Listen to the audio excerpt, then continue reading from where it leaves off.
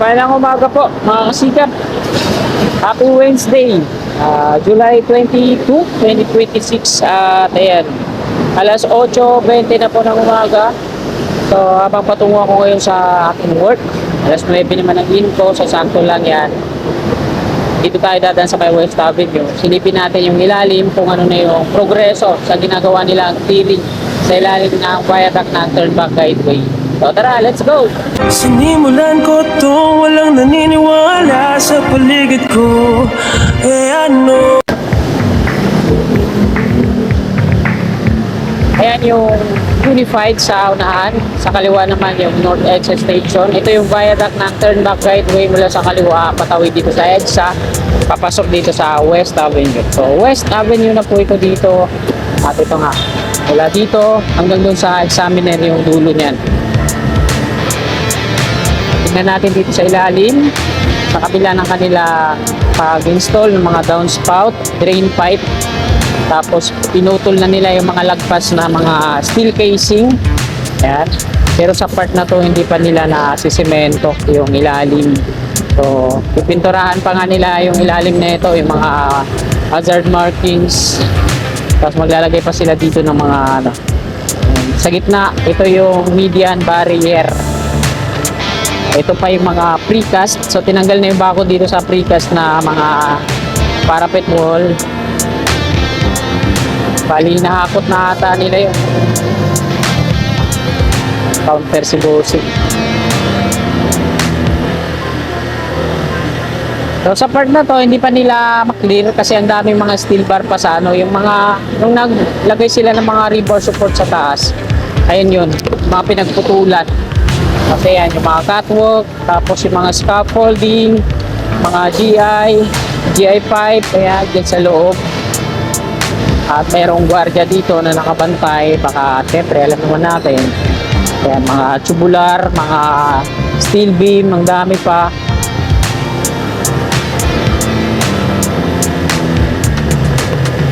At ito, ginawang parking. At ito yung mga manlift nila. So, di pa sila, naglalagay sila dyan ng mga pipe sa may pinakagitna, may mga butas na yun sa taas ng slab, ay sa ilalim ng slab, sorry. Yan, tapos na to. Dito yung mga downspout drain pipe. Sa taas pa pala, di pa nako-connect. Dito pa lang sa baba. Ito yung mga tinakpan na to, mga ano, metal stacks. Saka yung mga tubular. Nangyari.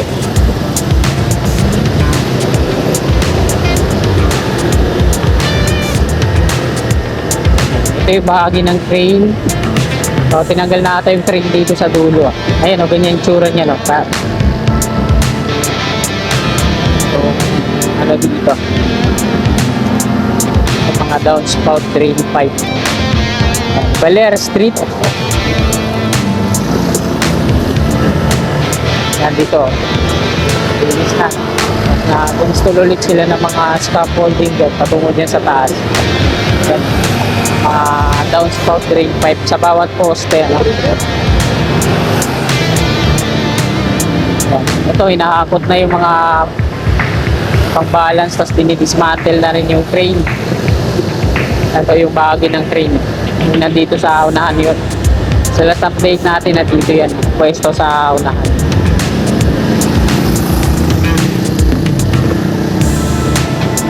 So dito tayo may konti sa unahan para makita natin yung kabuuan ng pagliko natin. So ito mga kasika po, yung dulo ng ano, ng Turnback Guideway. So dito yun sa may examiner yung dulo niyan. Tapos itong dinadaanan natin, West Avenue po ito kasi nung nakaraang update ko, may nagtanong, ano yan, Examiner Street ba itong dinadaanan mo? Ano? West Avenue po ito. Ito po yung tinutukoy itong Examiner Street kung saan yung dulo ng Turnback Guideway. May pakanan, patungong ABS-CBN, diretso yan. So, balik ulit tayo dito.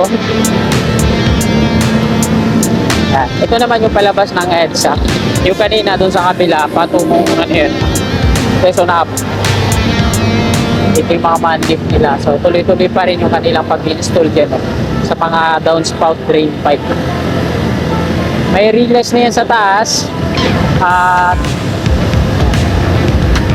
malapit na to, mapakinabangan mga kababayan. Kababayan nating mga taga San Jose del Monte, Bulacan, ano?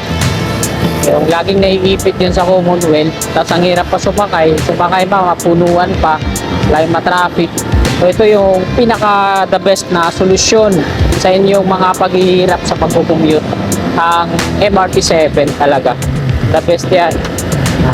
Mabilis at malamig, hindi kayo pagpapawisan. Tapos, ayan, mabilis kayo makakarating dito kung patungo kayo na EDSA galing San Jose del Monte, Bulacan. Kukunti na yung mga pasahero ng mga bus niyan kasi mga jeepney, pagbaha, lalo na pagtagulan, ako po, effect yan kasi pataas yung viaduct na ito. Ayun, kahit sabihin pa nating malaki at malakas yung ulan at bagyo, tuloy-tuloy pa rin yung biyahe. Wag lang magkakaroon ng brownout kasi ayun yung papatakbo ng tren. Hindi na kayo makatala. Alam naman natin dyan sa Commonwealth, diba? Ambon pa lang baha na. OA naman ang ambon pa lang. Siyempre ano lang naman yun kapag sa kwento natin paano lang yun, pabula. Sabay ganun. Parang yung lagayan nila ng ng mga bottle na mineral, mga pinagtapunan, parang yung ginagawa namin sa probinsya, yung tawag namin bubo. Hindi bubo na hindi matalino. Yung bubo yung panghuli ng mga crab, kasi mga isda. Lalagay lang namin yan sa pasalungat na direksyon ng ilog. Dinadagan na namin ng bato para makakuha ng isda. Lalagyan namin ng yung mga sinulog na niyog. Ayun yung pahay. At ayan mga kasigap, ito po yung Unified Grand Central Common Station. Merong ruler dito, parang mag-asphalto na sila dito sa EDSA. Dito na yung mga equipment. Ayan, parang dito na yung ay asphalto kasi hanggang na yun hanggang doon na yun sa may Show Boulevard. At ayan mga kasigap, hanggang dito na lang itong video na to. Magandang umaga po. God bless. Ulatan ko lahat ng mga